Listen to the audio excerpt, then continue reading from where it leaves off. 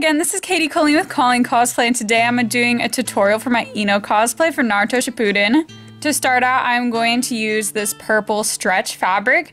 I'm not entirely sure what it was. I actually made a video a very long time ago when I was bad at making YouTube videos where I showed a haul video where I got this fabric. I'm going to be using this McCall's Costumes kimono pattern. I'm using the underskirt layer for this.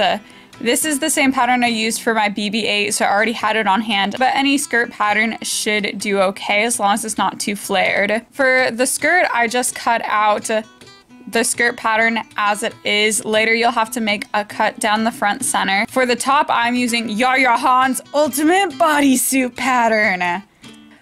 I cut it out so that it was shorter, but I kept everything else the same. You're also going to want to choose the pattern that has the zipper down the front.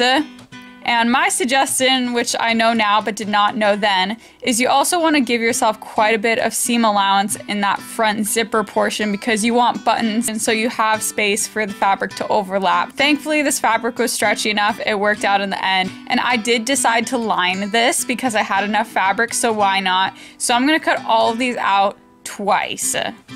Now for sewing, I'm going to start with the top and I'm going to sew the side back to the back and the side front to the front just on that seam as indicated by the pattern. I'm going to use a zigzag stitch for all of the sewing as it is a stretch fabric. Now that I have both of my backs and side backs sewn together, there's a seam straight down the middle of the back. I'm going to sew that seam together as well. Because I just guessed on the size to make it a crop top from the bodysuit pattern, it's not going to be completely even at the bottom. I will fix that later when I go over it with the serger. So next I'm going to connect the side back and the side front together just along this side seam here. So in addition to sewing the side seams, I'm also going to sew the shoulder seams. At this point, you can go ahead and try it on and make sure you have enough space for that fabric to overlap and have it still fit you. Now I'm going to serge everything, especially because I did decide to line this. I want to take out any extra bulk. Next, I'm going to add the collar. So I'm just going to take one side of that collar pattern. This is again from the Ultimate Bodysuit pattern, and I'm just going to sew that to the neckline. Now for the top, I am going to line it. And it's going to be a little different if you're not lining it. If you don't want to line your top, then fold the collar and you're going to sew it like it is directed in the pattern, hem everything, you're done. If you want to line it, then you're going to do everything all over again. And the other part of the collar goes to the lining. And now we can sew the two layers together, right sides together, and I'm going to sew those two long seams down the front. If you are comfortable just stopping here, you can just go ahead and sew that bottom seams together. I, however, like to put elastic in the bottom of my tops. I did the same thing for my Musakuro cosplay. With these crop tops, I am just as scared that it is going to slip up as it is going to fall down. And I like to be extra safe with these sorts of things. So I add an elastic band underneath. So the way I'm going to do this is I'm going to cut out a casing, just like you would for like a skirt. And that casing is going to be attached to the bottom of the top. Make sure it's closed off so that you can put the elastic through it. And now into this casing, I can just put my elastic, again using a safety pin on your elastic and just threading it through that casing at the bottom. Flipping the whole thing inside out starts to get a little bit more tricky the more seams you sew. If it gets too complicated, you can always just hand sew the seam shut and you don't have to worry about flipping it inside out through the armhole. Now that I have the elastic inside the casing, I can go ahead and sew the ends shut. I wanted to use the machine and tack down that elastic just so I knew it wasn't going anywhere. I just did a zigzag stitch back and forth over the elastic, and then I hand sewed the ends shut. Next, I'm going to do the armholes. Those still have not been attached together. You can either hand sew these shut or do a top stitch. I just did a top stitch. Now I'm going to take a break from sewing and I'm going to work on the buttons. So the buttons, I used a cover button kit. So it has this little pattern on the back that you cut out, and you can cut out the fabric with that little pattern. And then you put that fabric circle into this little plastic mold. You stick the top of the button there, and you should just be able to like push the back on. And you're supposed to just be able to push it down with your thumb like I'm doing here. I've hardly ever had that work, so I just smash it with a hammer. So that's what I'm gonna do here. I'm just smashing these buttons with this hammer. Do that until you have 5 buttons. And now back to sewing. So we are gonna sew the skirt. So on one of them, the one in the front, we're just gonna cut it straight down the center. And you're gonna do this for the lining as well. And then we're gonna sew that side seam together just like you would for any normal skirt.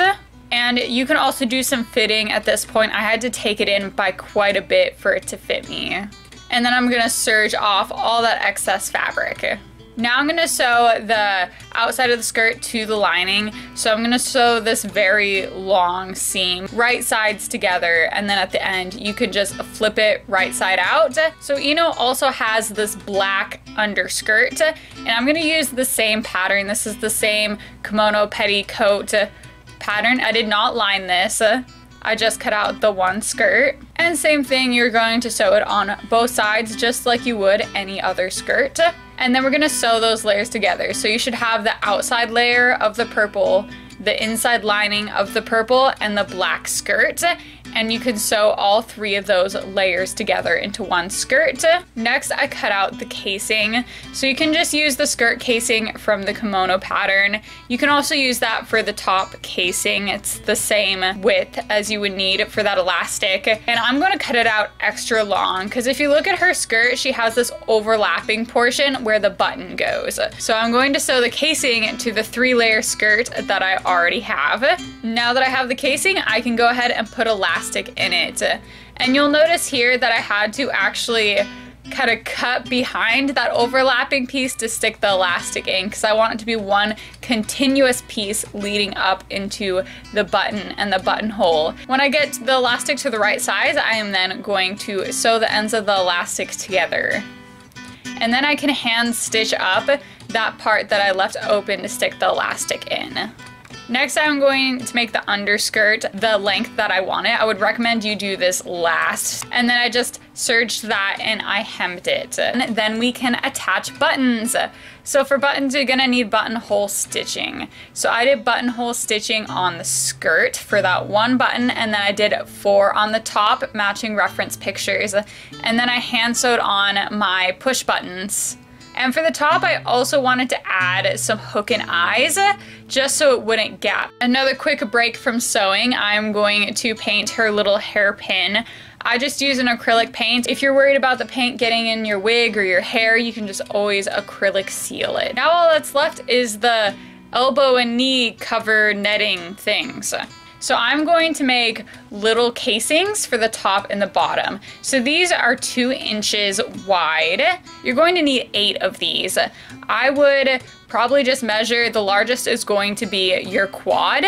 I would measure that distance and just make them all that length, and you can cut them down later. And this is the same black fabric I used for the black underskirt.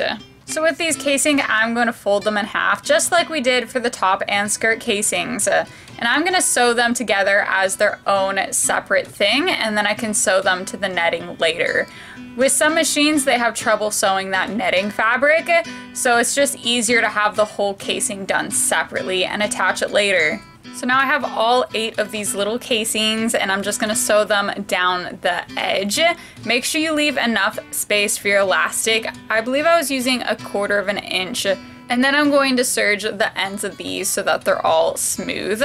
Now I'm gonna pattern the knee covers and the elbow covers.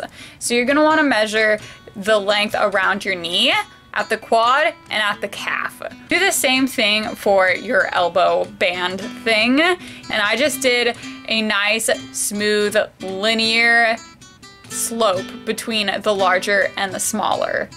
And then I'm gonna transfer that to wrapping paper, actually.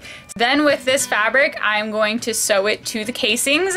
So a casing to the top and a casing to the bottom for all 4 of these. And after that is done, you can then thread your elastic in. When you are done with the elastic, you can sew the single seam, turning these into little tubes. For the leg bag, which you see here, I actually made a completely separate tutorial for how I make my leg bags. They have a cardboard base.